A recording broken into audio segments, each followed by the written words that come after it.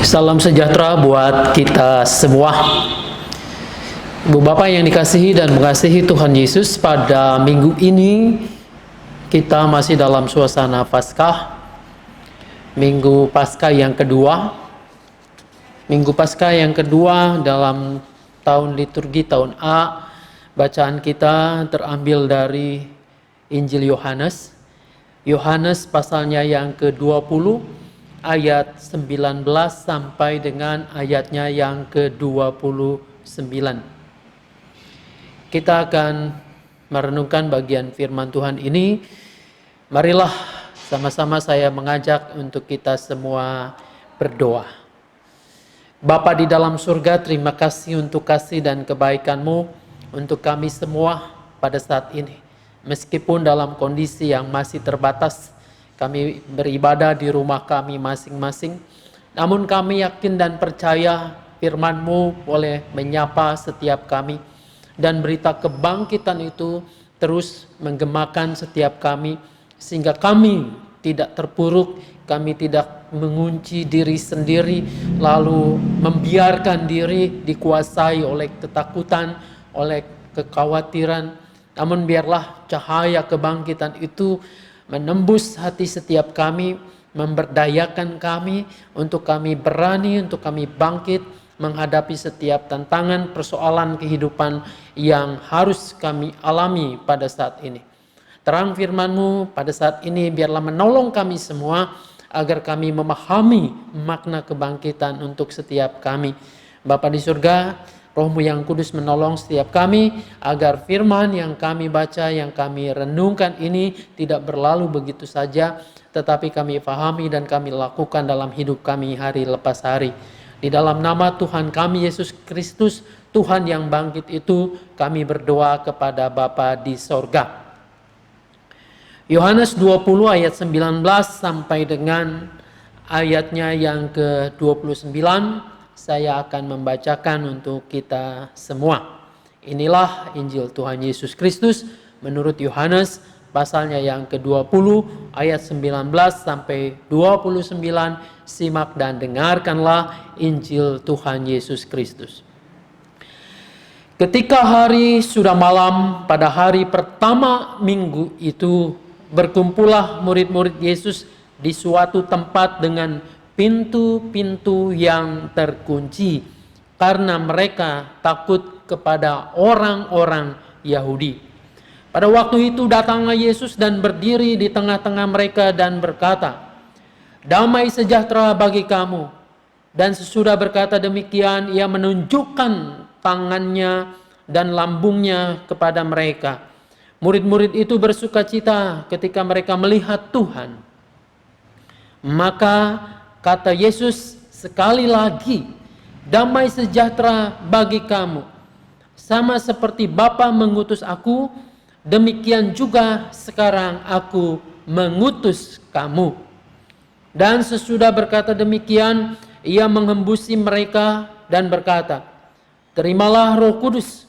Jikalau kamu mengampuni dosa orang, dosanya diampuni. Dan jikalau kamu menyatakan dosa orang tetap ada, dosanya tetap ada." Tetapi Thomas, seorang dari ke-12 murid itu yang disebut Didimus, tidak ada bersama-sama mereka ketika Yesus datang ke situ. Maka kata murid-murid yang lain itu kepadanya, "Kami telah melihat Tuhan." Tetapi Thomas berkata kepada mereka, "Sebelum aku melihat bekas paku pada tangannya, dan sebelum aku mencucukkan jariku ke dalam bekas paku itu, dan mencucukkan tanganku ke dalam lambungnya, sekali-kali aku tidak akan percaya." 8 hari kemudian murid-murid Yesus berada kembali dalam rumah itu, dan Thomas bersama-sama dengan mereka. Sementara pintu-pintu terkunci, Yesus datang dan ia berdiri di tengah-tengah mereka dan berkata, "Damai sejahtera bagi kamu." Kemudian ia berkata kepada Thomas, "Taruhlah jarimu di sini, dan lihatlah tanganku, ulurkanlah tanganmu dan cucukkan ke dalam lambungku, dan jangan engkau tidak percaya lagi, melainkan percayalah. Thomas menjawab dia, "Ya Tuhanku dan Allahku." Kata Yesus kepadanya, "Karena engkau telah melihat aku, maka engkau percaya. Berbahagialah mereka yang tidak melihat, namun percaya." Sampai di sana pembacaan Injil Tuhan Yesus Kristus. Tuhan Yesus berkata, yang berbahagia adalah setiap kita yang mau mendengarkan firman Allah, memelihara tentu dengan melakukannya. Haleluya. Bu Bapak sekalian yang dikasihi dan mengasihi Tuhan Yesus, saya rasa kita semua sudah kangen untuk ada bersama-sama di gereja ini, di GKI Mangga Besar. Saya merasakan itu. Hampir sebulan ini kita tidak mengunjungi rumah Tuhan ini, gereja kita. Namun bukan hanya kita, Bapak Ibu sekalian, hampir semua orang merasakan hal yang sama. Merasakan kerinduan yang teramat sangat untuk bersama-sama ada kembali seperti sedia kala. Namun disinilah kita harus menjaga diri kita, kita harus mengasah kesabaran kita, dan kita tetap harus terus tekun di dalam doa. Saat ini tema kita yang bersama-sama kita gumuli adalah Duta Damai Sejahtera. Saudara-saudara, temanya menarik. Di rumah saya sempat berkelakar menanyakan, di mana itu ya komplek Duta Damai Sejahtera? Ya, ini mirip-mirip sebuah klaster atau komplek perumahan. Duta Damai Sejahtera. Saudara-saudara, biarlah tema ini bukan hanya sekedar tema, tetapi mengingatkan kepada kita semua sebagai murid-murid Tuhan Yesus, justru di tengah-tengah dunia yang pada saat ini sedang krisis, damai sejahtera itu. Dunia yang sedang dikuasai oleh kecemasan, oleh ketakutan. Sama seperti murid-murid Tuhan. Ketakutan. Sehingga mereka memilih untuk mengunci diri mereka di sebuah ruangan. Mereka mengunci rapat-rapat semua pintu yang ada itu. Itulah konteks pembacaan Injil yang pada hari ini kita baca. Saudara-saudara, semua Injil memberitakan tentang kebangkitan Tuhan Yesus. Meski tema besarnya sama, yaitu bahwa Yesus menang dari kuasa maut, namun tentu saja keempat Injil di sana sini ada kisah-kisah yang khas yang diberitakan oleh masing-masing penulis Injil itu. Nah, saudara-saudara, itu sangat tergantung dari konteks jemaat ketika berita Injil itu ditulis dan disampaikan. Jadi memang ada perbedaan-perbedaan kecil, dan itu kita pahami bahwa ini bukan sebuah pertentangan satu dengan yang lain. Tetapi bagaimana penulis Injil itu mengemasnya sebagai sebuah pesan yang ditujukan kepada jemaat mula-mula Injil itu diberitakan. Saudara-saudara, hari ini kita membaca dari Injil Yohanes. Yohanes mencatatkan kisah tentang kebangkitan itu dengan tujuan bahwa warta kebangkitan itu untuk menjelaskan mengapa Yesus yang baru saja dimakamkan itu tidak lagi ditemukan jenazahnya di makam itu. Lalu bagaimana kini para murid tidak lagi merasa kehilangan sosok Yesus secara fisik. Malahan sekarang mereka merasakan kehadirannya. Nah, saudara-saudara, hal ini agak-agak mirip dengan ingatan orang-orang yang sudah mendahului kita, alias meninggal, tetapi masih menjadi bagian dari kehidupan kita.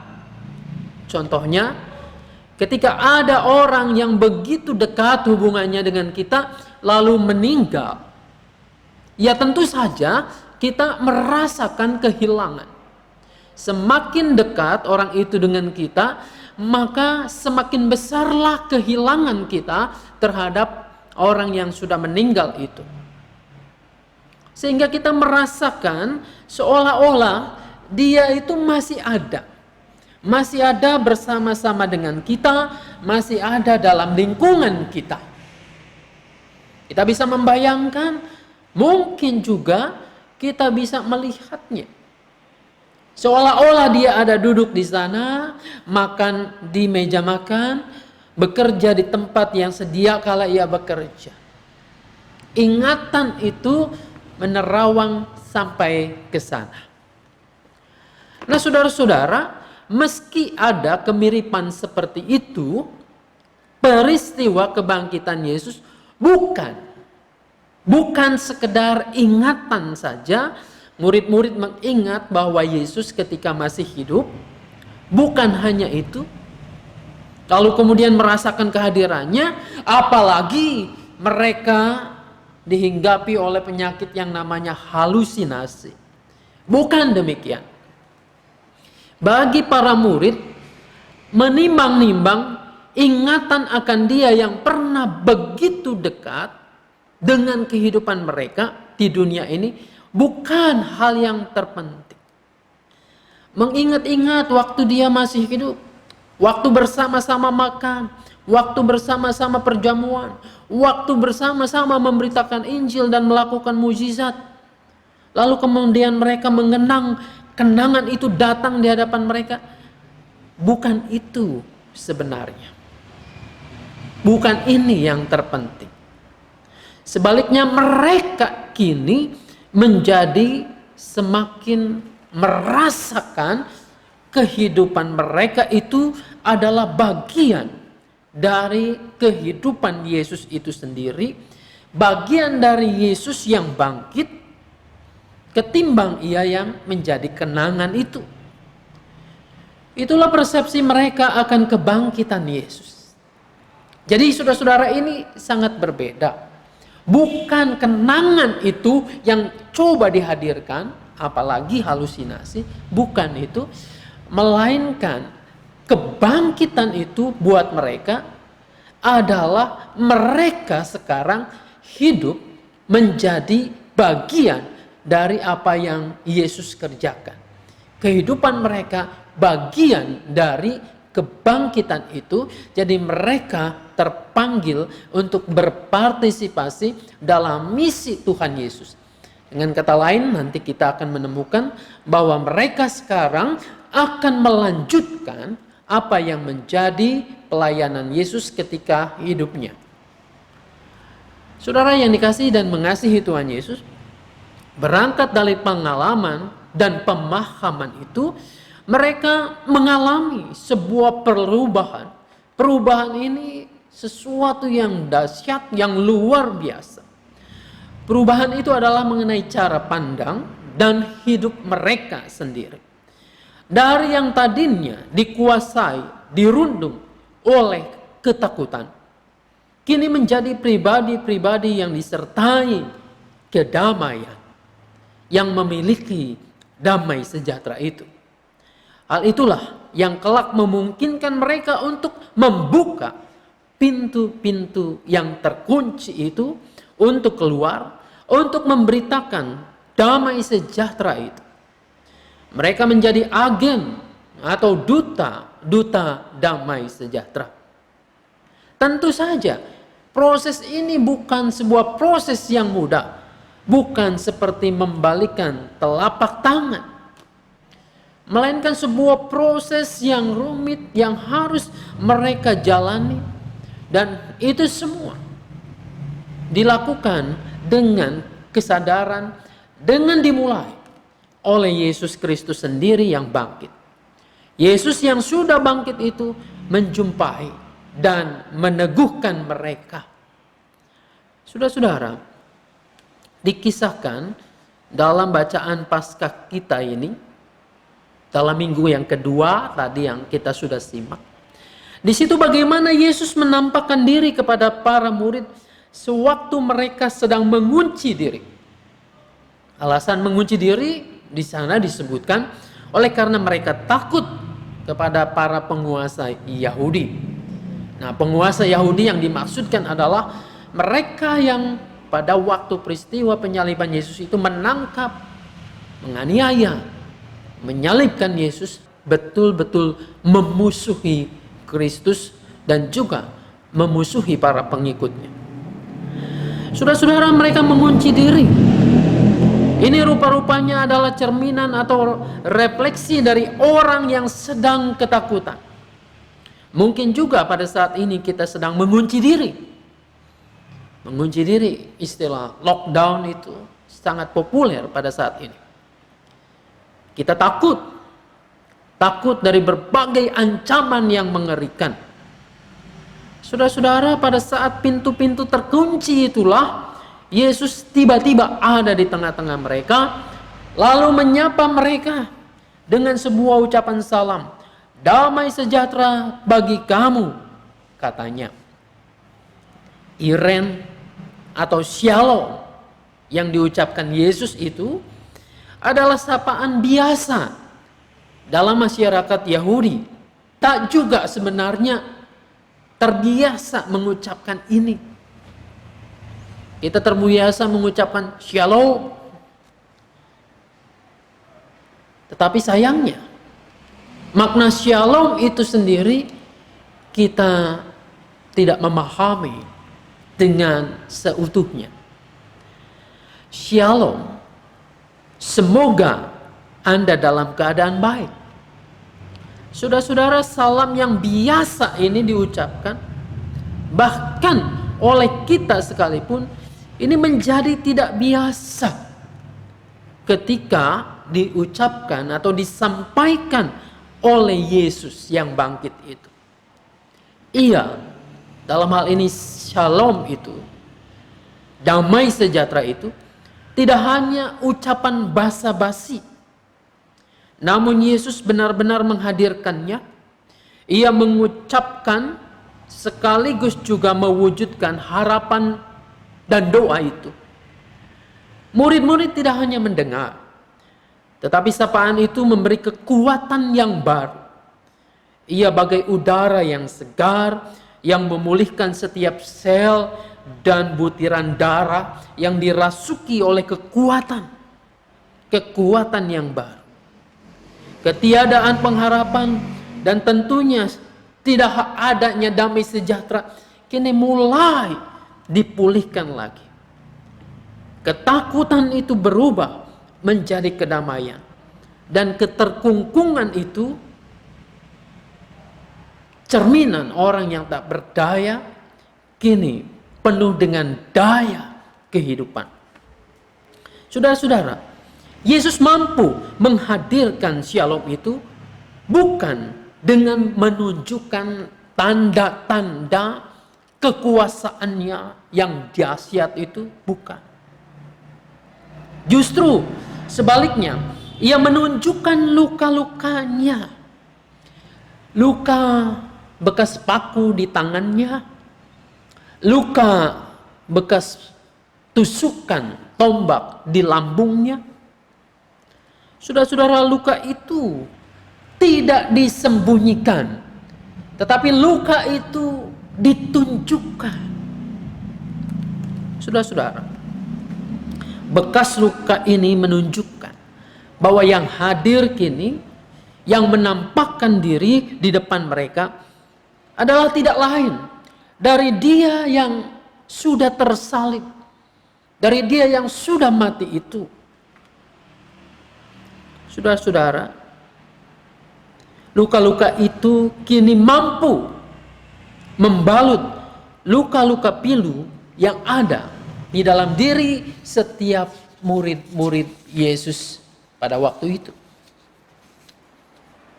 Luka-luka yang diperlihatkan Yesus bisa saja menjadi inspirasi buat kita semua. Kita semua tentu saja punya luka. Luka akibat tertolak, luka karena kehilangan, luka karena kecewa, dan seterusnya. Yesus ingin membalut dan memulihkan luka-luka itu. Namun sayangnya, tidak setiap orang bersedia untuk memperlihatkan lukanya, untuk dibalut lukanya. Tidak setiap orang mau untuk dipulihkan. Saudara-saudara, pada pihak lain, luka-luka dan kelemahan kita tidak selamanya menjadi penghalang untuk kita melakukan pemulihan terhadap sesama kita. Luka-luka itu juga dapat membalut dan menyembuhkan luka orang-orang yang sedang terluka pada saat ini. Saudara-saudara, tidak hanya kehadirannya, ucapan shalom dan memperlihatkan lukanya, Yesus pun menghembusi para muridnya itu dengan Roh Kudus. Ini mengingatkan kita akan pemahaman konsep tentang roh itu sebagai napas kehidupan yang dulu pada waktu penciptaan Allah menghembuskan napas kehidupan kepada manusia ciptaannya, dan manusia itu menjadi makhluk yang hidup.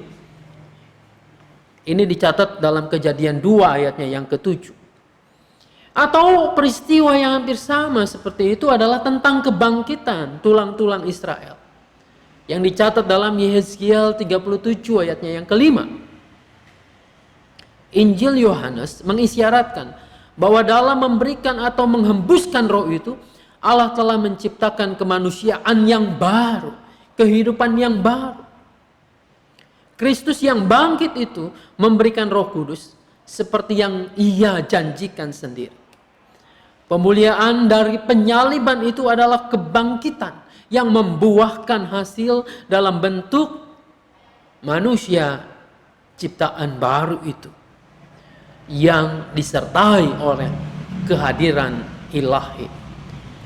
Saudara-saudara, roh Allah yang dihembuskan kepada para murid itu menggambarkan bagaimana Yesus kini berbagi kehidupan dengan para murid, sehingga para murid itu menjadi bagian dari apa yang dikerjakan oleh Tuhan Yesus. Dalam perjamuan terakhir disebutkan bahwa Ia sadar betul bahwa Yesus berasal dari Bapa dan Ia akan kembali kepada Bapanya. Ini telah terjadi, dan kini Ia telah kembali bersatu dengan Bapanya itu. Namun Ia berbagi napas dengan para murid. Artinya mereka benar-benar dapat menjadi anak-anak Bapa, anak-anak Tuhan. Saudara-saudara, anak-anak Bapa jelas bukan sekedar slogan, hanya kebanggaan kita saja. Namun di dalamnya tergantung maksud, misi yang harus terus dilakukan. Dan hal ini yang harus dikerjakan oleh setiap murid Tuhan, oleh setiap manusia ciptaan baru yang telah dihembusi oleh Roh Kudus itu. Saudara-saudara, sama seperti Bapa mengutus aku, demikian juga sekarang aku mengutus kamu, kata Yesus dalam Yohanes 20 ayat 21 tadi. Tugas Yesus telah dilaksanakan dengan baik, dan Ia kembali kepada Bapanya. Paralel atau sejajar dengan itu, Dia pun mengutus kita sama seperti Bapa mengutus Yesus, yaitu untuk mendatangkan damai sejahtera bagi dunia ini, bagi lingkungan di mana kita ada. Saudara-saudara, Yesus menghadirkan damai sejahtera di bumi ini dengan berbagai konsekuensi yang harus ia tanggung. Dengan kesengsaraan, dengan penderitaan, dan bahkan kematian. Misi menghadirkan damai sejahtera itulah yang harus menjadi keprihatinan dan perjuangan dari setiap murid Yesus, dari semua anak-anak Bapa di surga. Menghadirkannya jelas tidak cukup hanya dengan memberi ucapan shalom saja, damai sejahtera saja, melainkan dengan mewujudkannya. Saudara-saudara, lihatlah kondisi saat sekarang. Sebagian besar orang sedang mengunci diri. Ketakutan, dilanda kecemasan, bahkan putus asa. Disinilah kita yang mengimani kebangkitan Yesus mestinya juga mengalami apa yang namanya kebangkitan itu.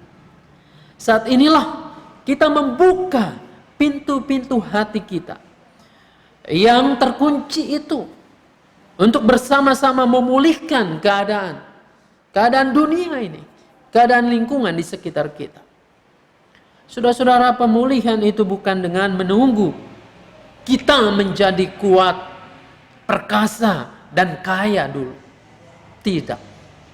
Lihatlah Yesus mengajarkannya kepada kita dengan memperlihatkan luka-lukanya.